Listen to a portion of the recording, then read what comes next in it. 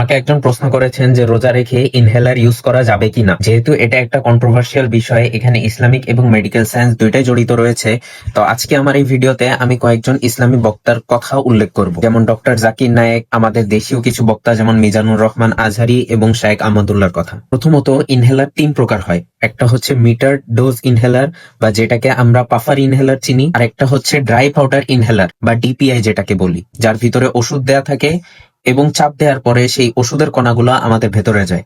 এবং আরেকটা হচ্ছে নেবুলাইজার, যেখানে কিছু ওষুধ দেওয়া হয় এবং মাস্কের মাধ্যমে ওষুধগুলো নেওয়া হয় বা গ্রহণ করা হয়। তো সবার মতে মিটার ডোজ ইনহেলার বা পাফার ইনহেলার গ্রহণ করলে রোজা কখনোই ভাঙবে না, কারণ এখানে বাতাসটা সরাসরি আমাদের ফুসফুসে যাচ্ছে এবং কিছু পরিমাণ ওষুধ আমাদের জিআই ট্র্যাক্টে গেলেও সেটা নিউট্রিশনে আমাদের শরীরে শক্তি উৎপাদনে কোনো ভূমিকা রাখে না, তাই এটা ইউজ করা যাবে। এইবার আসি ড্রাই পাউডার ইনহেলারের কথা, যেটাতে ওষুধ দিতে হয় এবং চাপ দিয়ে তারপরে সেটা গ্রহণ করতে হয়। এই ড্রাই পাউডার ইনহেলারটা কারো কারো মতে রোজা ভাঙে না, আবার কারো কারো মতে রোজা ভেঙে যায়। এটাতে ওই ওষুধের কণাগুলো আমাদের পেটে যাওয়ার আশঙ্কা থাকে যদি সঠিকভাবে গ্রহণ করা না হয়। কিন্তু নেবুলাইজারে আমরা কয়েক ধরনের ওষুধ ইউজ করি, যেমন ব্রঙ্কোডাইলেটর ইউজ করি, স্টেরয়েড ইউজ করি, সাথে আমরা নর্মাল সেলাইন ইউজ করি এবং সেটা ভ্যাপরের মাধ্যমে আমাদের ভিতরে যায়। তাই যেহেতু এটা আমাদের গলা ভেজাতে পারে, আমাদের পেটে যেতে পারে, তাই নেবুলাইজার ইউজ করা যাবে না এবং নেবুলাইজেশন করলে রোজাটা ভেঙে যাবে। তো আপনার যদি অতি সত্বর এবং জরুরি কোনো পরিস্থিতিতে করা লাগে, তাহলে এটা আবার কাজা হিসেবে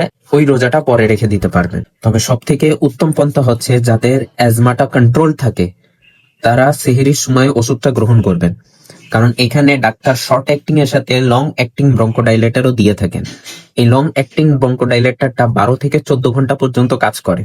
তাই আশা করা যায় যদি কন্ট্রোলড অ্যাজমা থাকে তাহলে আপনার ওই অ্যাটাকটা ইফতারির আগে হবে না, কিন্তু যদি এটা আনকন্ট্রোল থাকে তাহলে আপনাকে ডাক্তার দেখানো উচিত এবং এটা কন্ট্রোল পর্যায়ে নিয়ে আসা উচিত।